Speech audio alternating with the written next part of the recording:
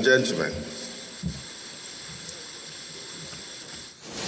a call to unity and progress of the Federal Republic of Nigeria.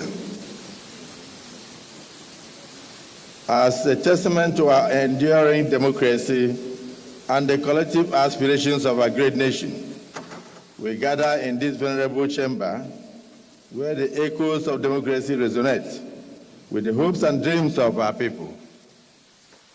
Together, we stand on the cusp of transformation, eager to turn these hopes and dreams into a living reality for the good people of this nation.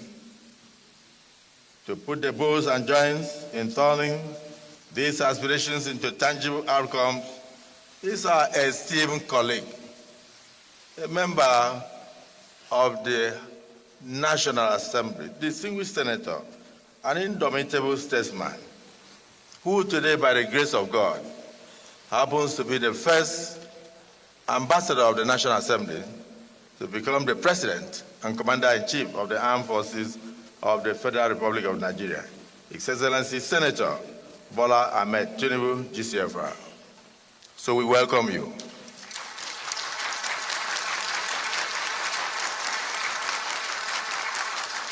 This great statesman, who is fast becoming a national treasure, is about to present to us the 2025 Appropriation Bill, a solemn declaration of our shared commitment to rise, to strive, and overcome the challenges that confront this nation.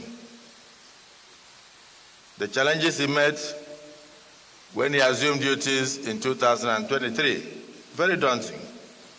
And he has done his best, and today he's bringing a blueprint to ensure the stability of this country, economically and otherwise, and to bequeath a better future to generations unborn. Mr. President, on behalf of my colleagues in both chambers, I extend a heartfelt welcome to you.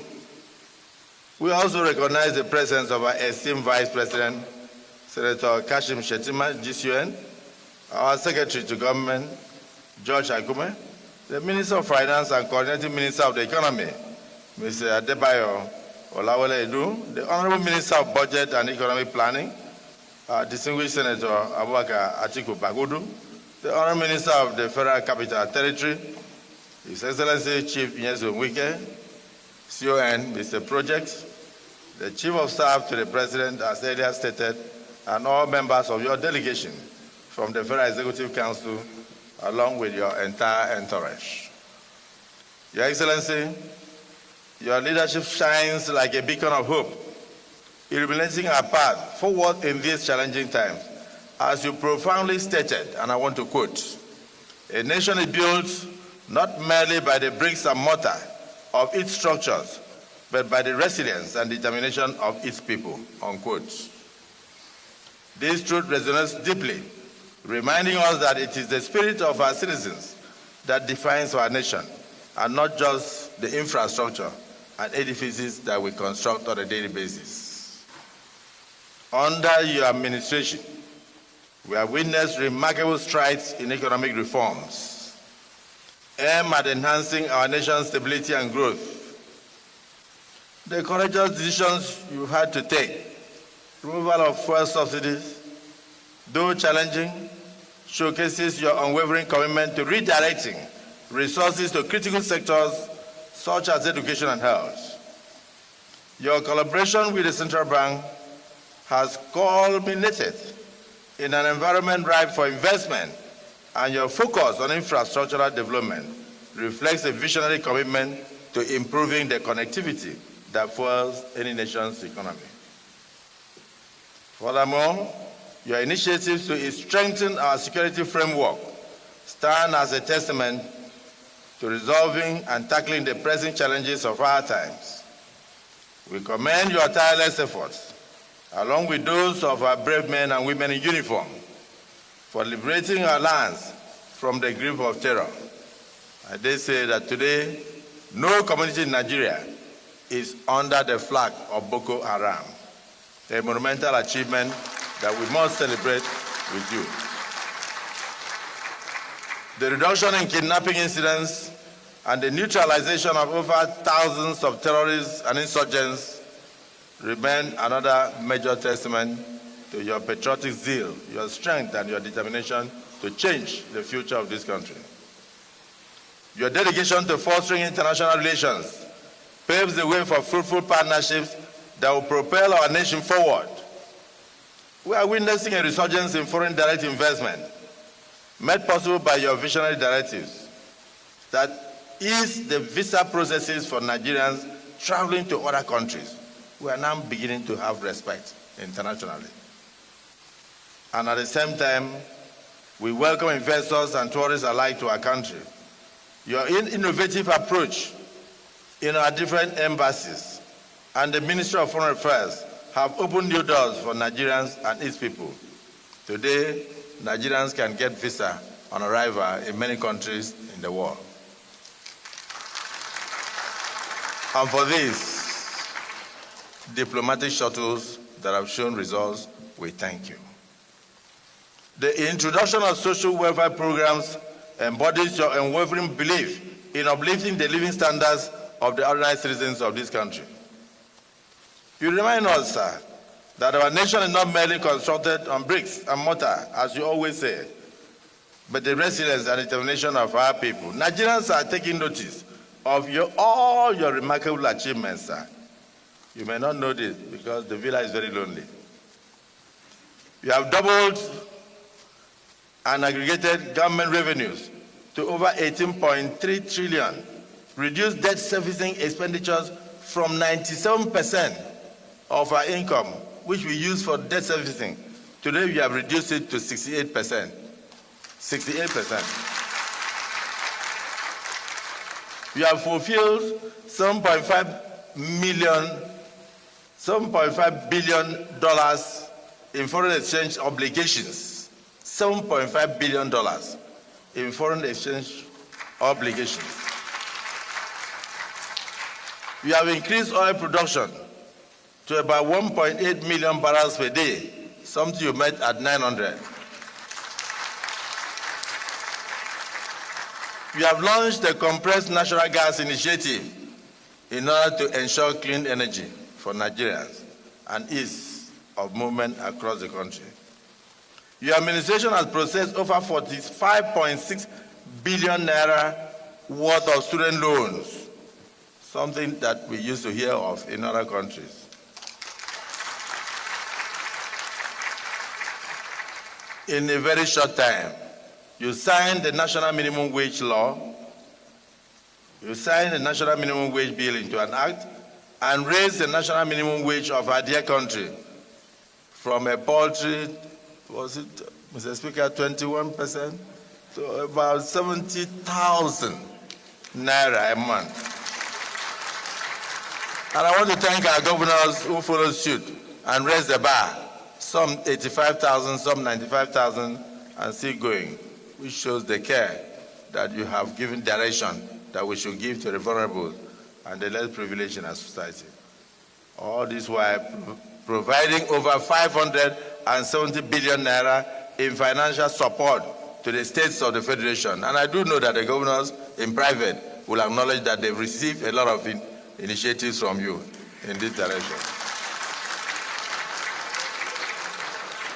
Mr. President, we commend you on your groundbreaking tax reform initiatives.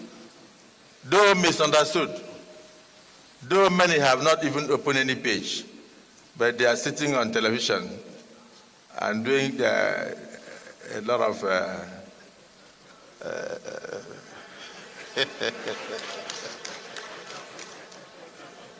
just to assure you, sir, that the 4 tax reform bills, the Joint Revenue Board of Nigeria, Establishment Bill 2024, Nigeria Revenue Service, in fact, as I'm mentioning the bills now, many of them will be shocked because they never even knew. The Joint Revenue Board of Nigeria Establishment Bill, Nigeria Revenue Service Establishment Bill, Nigeria Tax Administration Bill, Nigeria Tax Bill represent a monumental shift in our fiscal landscape. It is disheartening that those who have not yet taken time to understand the initiative, the focus, are the ones shouting the loudest as critics. But we will make sure that we listen to Nigerians and dot the I's and cross the T's to the satisfaction of all Nigerians and for the benefit of this country. We will not kill any reform that you bring forward that will change the future of this country.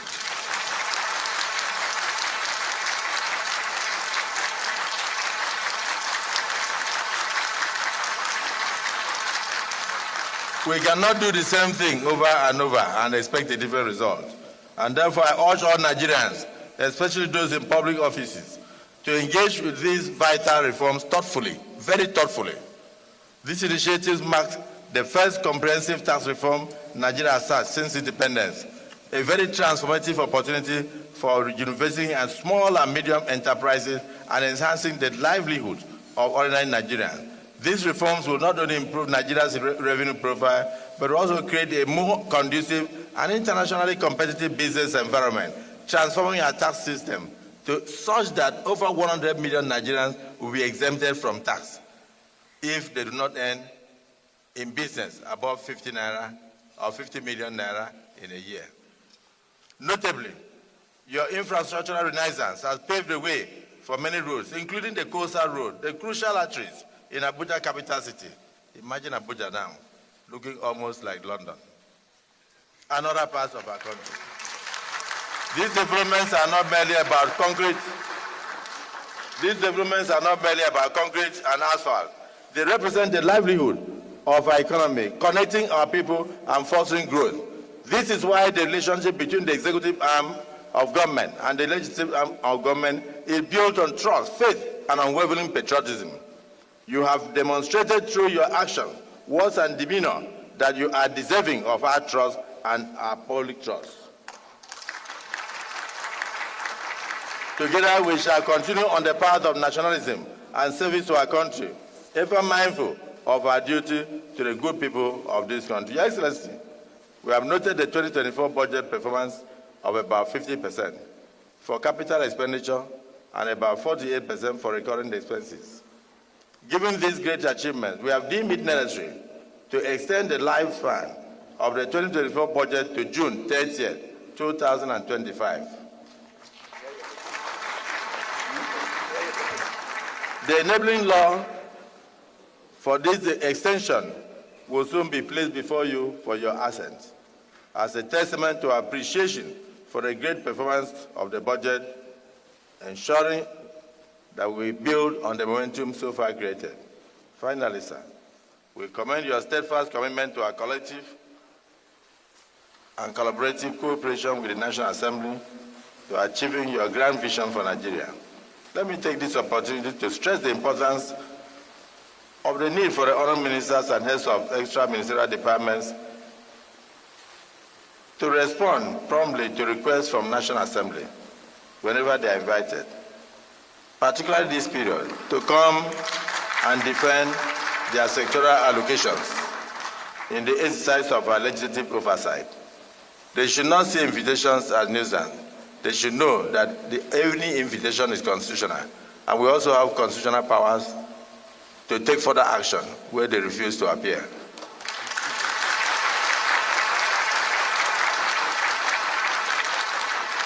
So, Mr. President, I wish to caution some of the ministers who are intransigent and who do not give respect to this hallowed chamber, the only place that shows democracy in the world.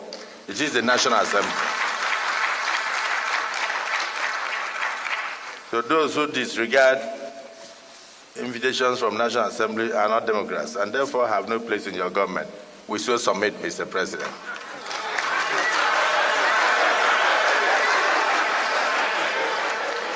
In spite of all our achievements, Mr. President, and my great compatriots, we must say it is not yet Uhuru.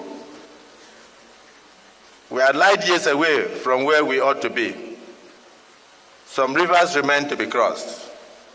The pains Nigerians feel now are merely the pains of hardship occasioned by reforms, but let's look at those pains as pains of childbirth.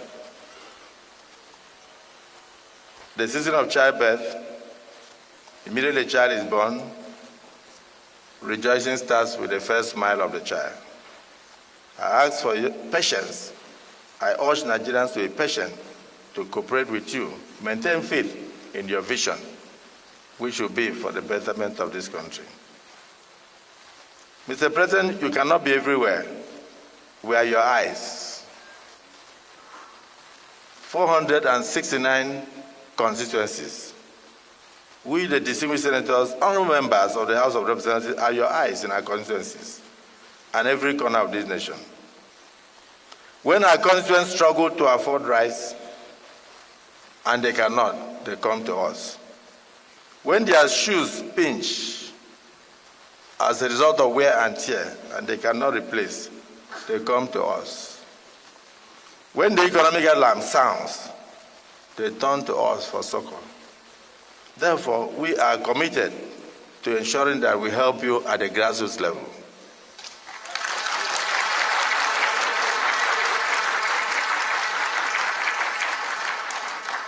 Let no one attempt to bring the counsel of Ahithophel to bear that constituency projects are scams. They are not.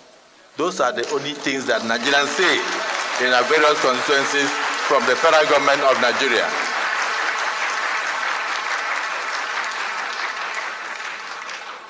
So I want to take a moment to appreciate the tireless efforts of the National Assembly members, both the senators and House of Representatives, who struggle on a daily basis to use their personal finances in order to help Mr. President when he's not available.